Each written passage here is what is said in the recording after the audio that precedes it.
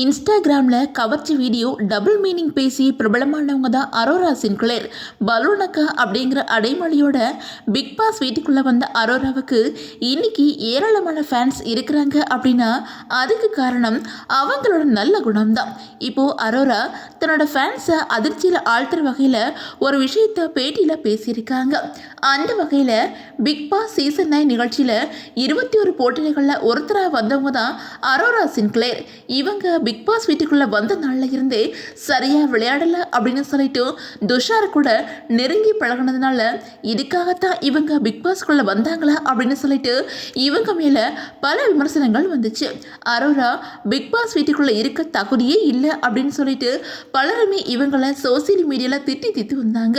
ஆனால் நாட்கள் போக போக விளையாட்டில் கவனம் செலுத்த ஆரம்பித்தாங்க அரோரா. வீட்டுக்குள்ளே என்ன நடக்குது அப்படின்னு தெளிவாக புரிஞ்சுக்கிட்டு அதுக்கு ஒரு நேர்மையான முறையில் பதிலுமே கொடுத்திருந்தாங்க. கமருதீன் கூட சண்டை ஏற்பட்ட போது கூட அவங்கள பற்றி தப்பாக ஒரு வார்த்தை கூட பேசாமல் நட்புக்கு மரியாதை கொடுத்திருந்தாங்க. இந்த பண்பை அவங்கள ஃபைனல் வரை கொண்டு போச்சு. பலருமே அரோரா தான் டைட்டில் வின் பண்ணுவாங்க அப்படின்னு எதிர்பார்த்த நிலையில் அவங்க 4வது இடத்தை பிடிச்சிருந்தாங்க. இந்த நிலையில் அரோரா ரீசெண்டாக ஒரு பேட்டியில் என்ன சொல்லியிருக்காங்க அப்படின்னா, சினிமா மாடலிங் அப்படின்னு சொல்லிட்டு எல்லாத்தையும் விட்டுட்டு படிக்க போகிறேன் அப்படின்னு சொல்லியிருக்காங்க. அது மட்டும் இல்லாமல் எல்லாத்தையும் விட்டுட்டு போகிறது பலருக்கு ஆச்சரியமாக இருக்கலாம். ஆனால் படிக்கணும் அப்படிங்கிறது தான் என்னோட நீண்ட நாள் கனவு. அந்த கனவை அடையிற நேரம் வந்துருச்சு அப்படின்னு சொல்லியிருக்காங்க.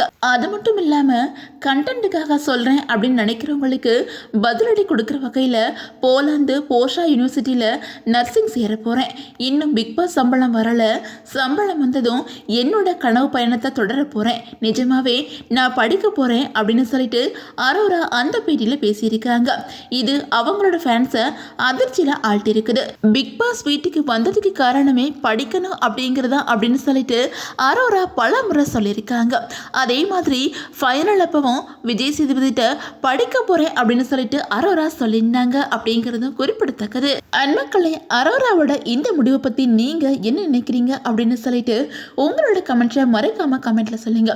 அண்ட் இந்த வீடியோ உங்களுக்கு பிடிச்சிருந்தா லைக் பண்ணுங்கள், ஷேர் பண்ணுங்கள், மறக்காமல் நம்ம சேனலை சப்ஸ்கிரைப் பண்ணிக்கோங்க.